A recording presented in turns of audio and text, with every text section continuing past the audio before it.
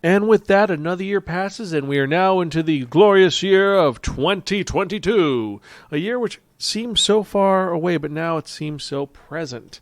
And since we are now in 2022, let's actually go back and look at some of the interesting things of 2021. Hello and welcome to another episode of the Spiraken Review Podcast. I'm your host, Zan, saying konnichiwa, aloha, buongiorno, and what's up? Hope all of you are doing well, and hope you're excited for a very cool retrospective on some of the coolest things in television, anime, and movies of 2021. But before that, let me actually explain what Spiraken is if you're joining us for the first time. Spiraken, or some podcasts and vague reviews about connectly enhanced narratives, is a geeky podcast where we talk about various nerdy topics. Since this is our overview, we're going to be covering several topics from movies, animes, and video games, and some other things as well. But if you want to listen to any of our other podcasts, you can check them out at www.spiraken.com. We're also on Facebook, Twitter, Instagram, Spotify, YouTube, Stitcher, Pandora, and various other social media sites. Just type in SPIRAKEN, and I guarantee you'll find us one way or the other. If you have any questions or comments, you can email me personally at Zan, that's Xan, at Spiraken.com. And if you like what you hear, support our Patreon to help us create more fun content for you to enjoy. There are 4 tiers you could choose from and tons of different rewards for those tiers, from something simple as just a thank you on the podcast to having creative control over what topics I actually speak about. To find out more, go to our Patreon at patreon.com/Spiraken or Spiraken.com/Patreon to find out more. So with this review of 2021, we're going to break it down into 4 episodes, each one covering a different aspect of 2021. And this first one, we start off with something simple, something easy. We're going to be doing television shows. Some are really fun, some are terrible, and some of them are just really rough. So we're breaking it down into outstanding shows, mediocre shows, or disappointing shows. We'll let you know how they are as we get through them. So actually, let's get started. This is all stuff from 2021 that Greta and I had watched and things we had talked about.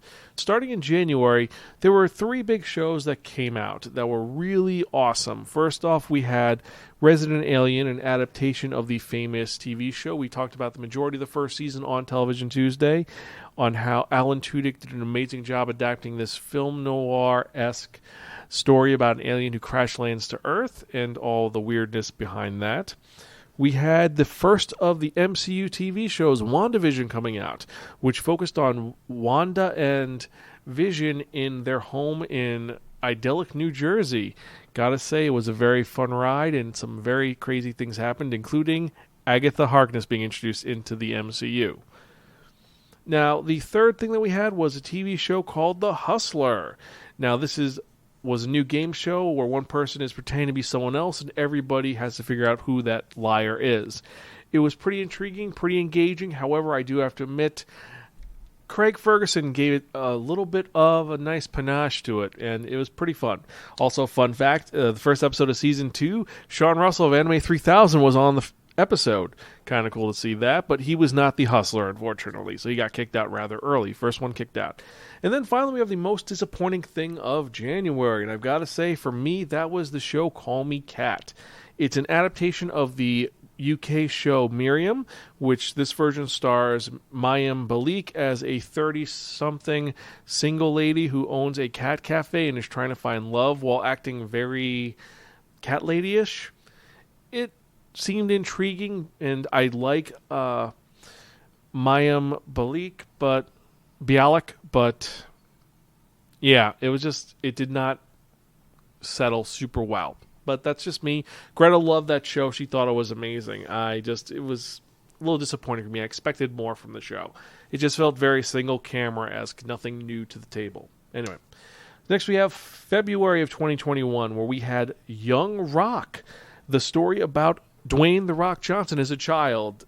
This is very similar to Young Chris and all these other shows, and I've got to say, it is cool to see this biographical interpretation of Dwayne "The Rock" Johnson's journey to becoming the people's champion. And then we had Superman and Lois, the long-awaited new Arrowverse show about Lois and Clark raising twins. This one started out really innovative, and they had done something different. You had some interesting new characters, including quote-unquote Captain Luther, who turned out to actually be John Henry Irons, an alternate version of Lois's husband. You had tons of different abilities. And then you had the twins, one being normal and the other one having anxiety issues. A little inventive and fun and a nice twist for the CW verse, but I have to admit I'm starting to get burnt out on the CW just a little bit with their Arrowverse. I think it was done once Arrow ended, but that's just me. But still, I enjoyed the first season. I'm excited for season 2. Now, into March, we're going to start off with our outstanding. The outstanding one is definitely Invincible. This is the second adaptation of Robert Kirkman's work, first one being Walking Dead. Invincible is an adaptation of his superhero comic about the son of Omni-Man becoming a superhero while also finding out that Omni-Man, the greatest hero in the world, is actually an evil alien trying to control Earth for an invasion force. And it is violent, it is twisted, but it's also a family story. The first episode is so, it seems so happy because it's Mark and his dad just hanging out, learning about his powers, and then the stinger with that twist is so horrifying. Like, this show's awesome. And Invincible was outstanding for the month, definitely. Then we had Falcon and Winter Soldier, which is now Captain America and Winter Soldier. If you watch the episode, we talked about every single episode on our Television Tuesday, if you want to hear our thoughts on that. And then there was Mighty Ducks Game Changers, the sequel TV show to the Mighty Ducks franchise, which had, well, let's be honest, it was okay. Wasn't great, wasn't terrible. The fact that they brought Emilio Estevez was a nice touch, but he's not coming back for season 2. And then we have, of course, Lorelai Gilmore, for those of you who are unaware of who that is. Lauren Graham playing the mom, and she did an outstanding job with that. It was okay. It's not hooked onto super amazing. It's just okay, just passes. Then in April, the show that everyone is talking about and got tons of people reading about, Lee Bardot, talking about Shadow and Bones, the adaptation of the young adult novel series. That was released. Greta binged the whole show. She really likes it. I actually have not seen it yet. I've heard good things, though. Then in May 2021, we had the good, the bad, and the meh. First off with the good, we had The Bad Batch. Yes, the Star Wars Clone Trooper saga about that group of genetic defects who have escaped Clone Trooper Protocol Order 66, the destruction of all Jedi because of their genetic mutations, and seeing all of that happening. The first season introduced a new character who is the POV character, Omega, a new female clone of Jango Fett, but it all worked out. It was a fun ride. The series was well done, and we had all of it on TV Tuesday. Next, we had MODOK, M-O-D-O-K. Yes, a Marvel animated show starring Patton Oswalt as the evil Marvel villain as he deals with the corporate takeover of AIM and his impending divorce. This was clever, different. It had tons of characters you did not expect happening. I mean, Whoopi Goldberg played Pancake, a D-list villain who was at the bar with no name. And it was like, oh my god, that's dedication. It was a lot of fun. It was very strange and a little perverse, but it's MODOK, so you gotta go with that. You had the Friends reunion. Yes, they met up for the first time in 25 years, and, well, if you're a fan of Friends, you will love it. It's one part reunion, one part a segment from another show. Felt a little disjointed, but I thought it was good. It was tons of callbacks, and also seeing them interact with each other after so many years was very positive. Now we have the one which is, unfortunately, our disappointing, and that is Jupiter's Legacy. This is based on an indie comic about second-generation heroes dealing with the sins of their previous generation. This show looked like it had it all. It was a good adaptation, but unfortunately it's disappointing because it got canceled really bad. There's going to be no season 2, and it left on a really bad cliffhanger, so there's that. Next, we have June of 2021. In this one, we had 3 shows that were outstanding, and one which was kind of interesting. Well, I digress. First off, the outstanding show is Loki. Yes, the famed MCU villain finally gets his own TV show. Kind of, because this is not our standard Loki. This is Loki who is from the Marvel Endgame, the one who escaped with the Tesseract. So this is this introduction of him into the TVA, the creation of the multiverse. We get an introduction to Nathaniel Richards, a.k.a.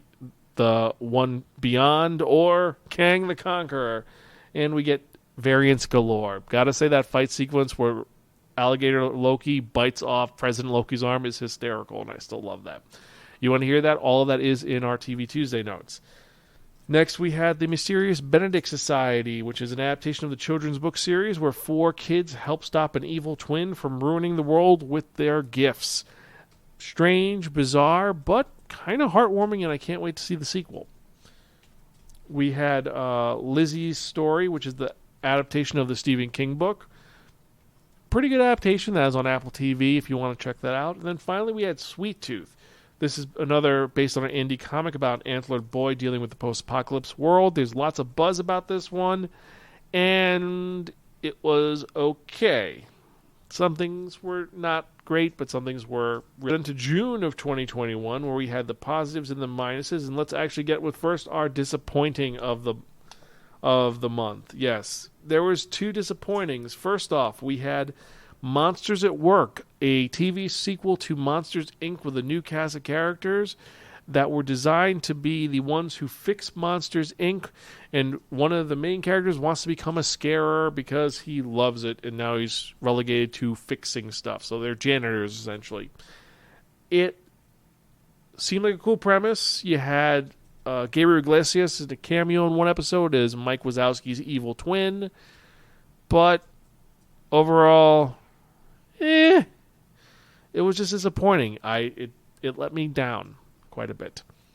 The next one is the Patrick Star Show. It's a spinoff of SpongeBob SquarePants starring Patrick, but in the first episode, SpongeBob appears for a third of it, so it's kind of useless, and it's just bizarre and strange. This was pretty bad. This is like Uncle Grandpa bad, I think, in my opinion. You had the Turner and Hooch TV show, sequel to the Tom Hanks movie from the 80s. This was canceled, wasn't great. You had Centaur World, which is a musical about a war horse who ends up going into a world filled with centaurs. This is Steven Universe meets Centaurs meets Adventure Time. There are tons of followers now. A lot of people really like it. If you're into that, you can enjoy it. I was just like, okay, this is a little like My Little Pony and Adventure Time mixed together. It's okay, not great. And then we had Masters of the Universe Revelations, Kevin Smith's take on He-Man, which was split into 2 parts. Part 1 was in July, Part 2 was in November. This gave us action, adventure, and it put Tila in the center stage. A lot of internet buzz about this because people were really pissed off that He-Man was taken out of the show when it's called Master of the Universe. But it's called Master of the Universe, and Tila is one of them, so I don't hate it. Now we're into August 2021, and we had a couple of shows that were very talked about. First off, we had Cooking with Paris. Yes, Paris Hilton got a cooking show. Oh God, why? But actually, apparently, it was really popular. You had Reservation Dogs, which is a show about Native American teens dealing with their world, trying to move out of their reservation. It has a mostly all-indigenous cast and crew. It's clever, and it's very different. If you want to check this out, it's on Hulu right now. You had Only Murders in the Building, which is also on Hulu. It's about 3 crime podcast enthusiasts who start their own podcast after there's a murder in their building, so they're trying to solve the murder. This is starring Steve Martin and Martin Short, and it's got twists, it's got turns, and it has some great chemistry in it. I will say Martin Short has learned from his mistakes, and he is calmed down. You had 9 Perfect Strangers, about 9 people who go to a retreat where some very shady things happen. Melissa McCarthy playing it straight, and she does a really good job in this. This proves that she can be a good actress. But I digress. So let's get to the next show, which is Marvel's new TV show, What If, the newest installment in the MCU.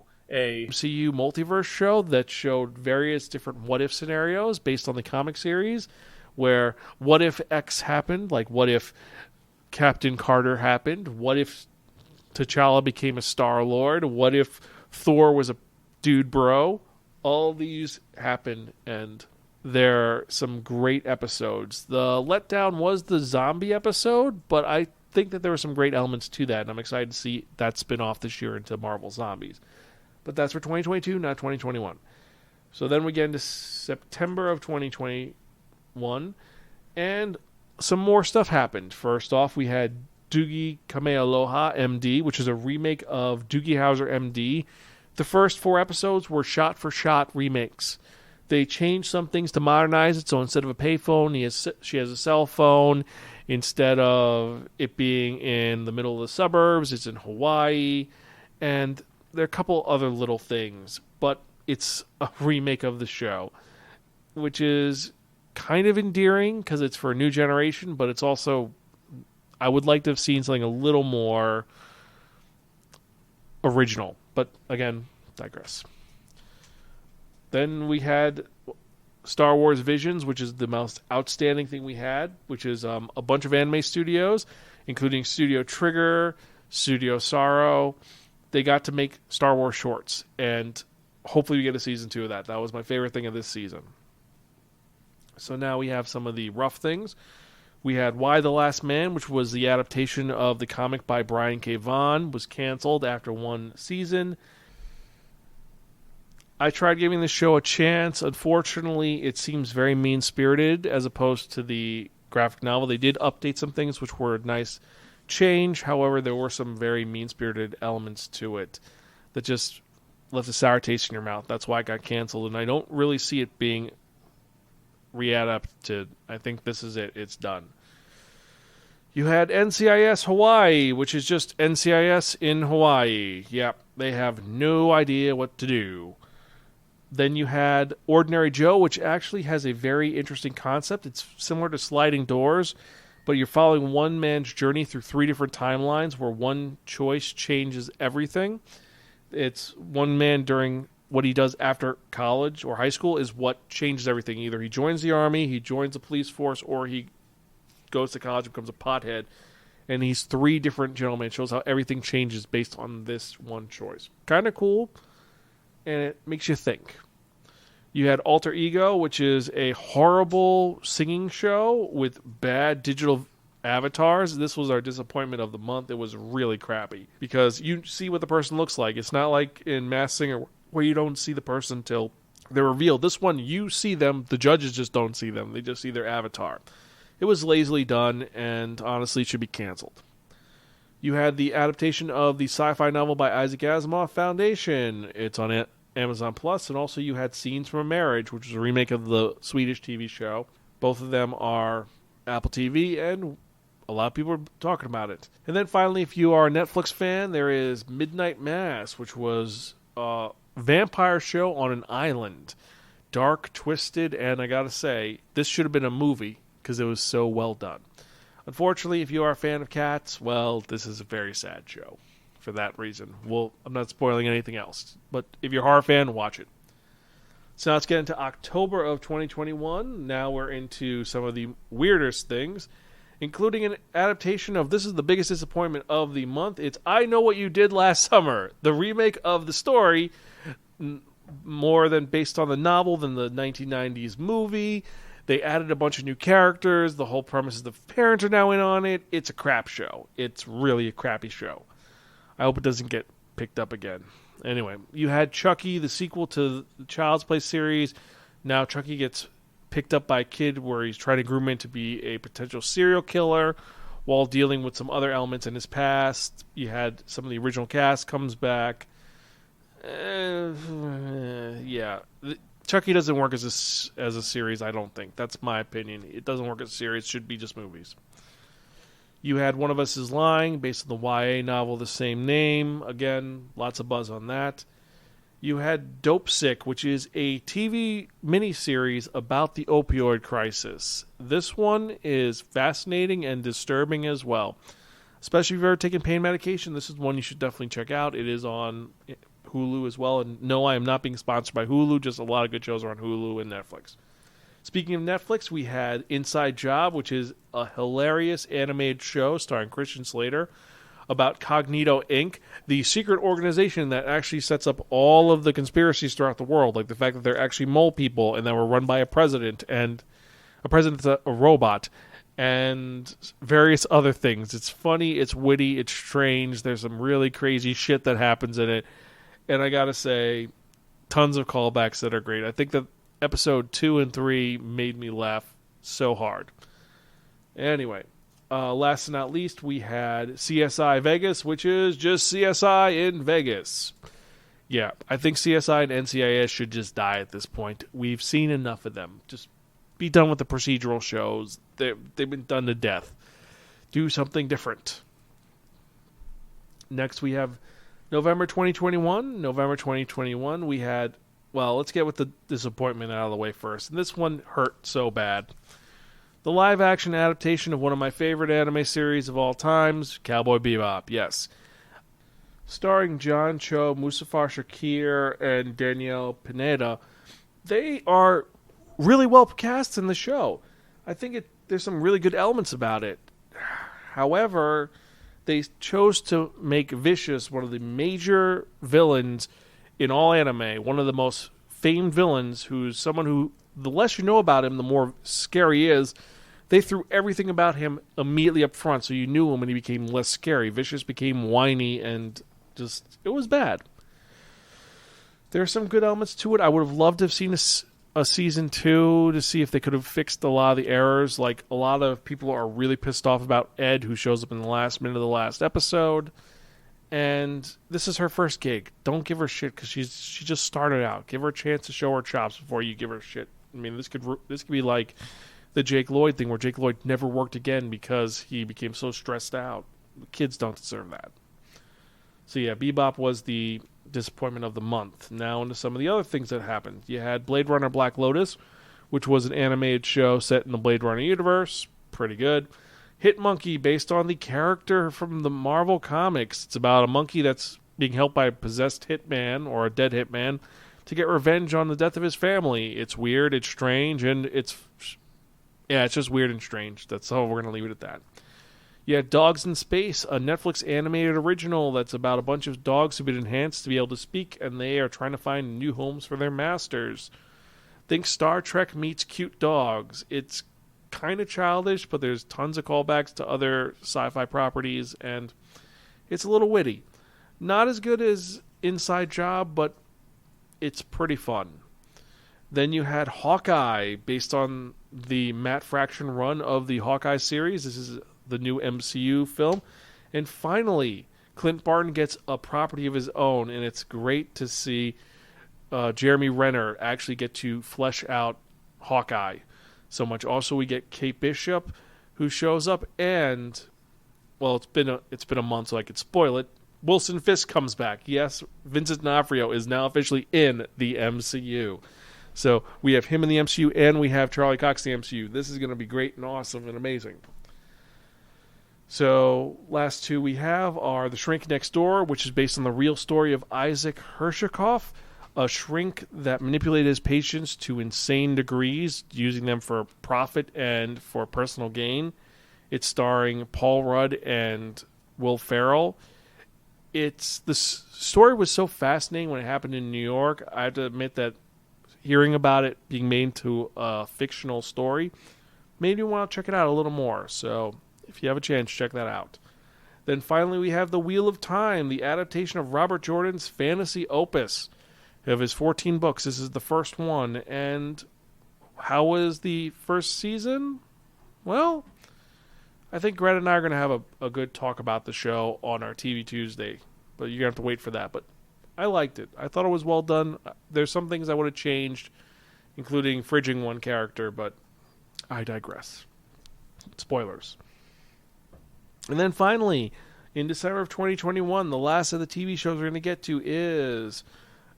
First off, the biggest disappointment, and just like that, yes, the Sex and the City adaptation with no Samantha.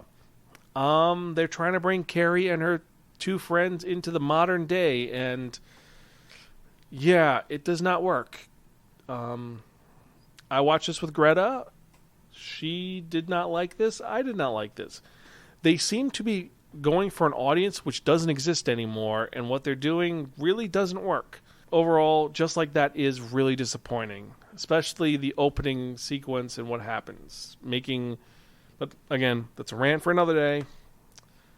Next, we had Zoe's Extraordinary Christmas, the movie made after the series was canceled. Yes, it's a TV movie that you can see on the Roku channel. It kind of wraps things up. It's pretty depressing. Got some great songs.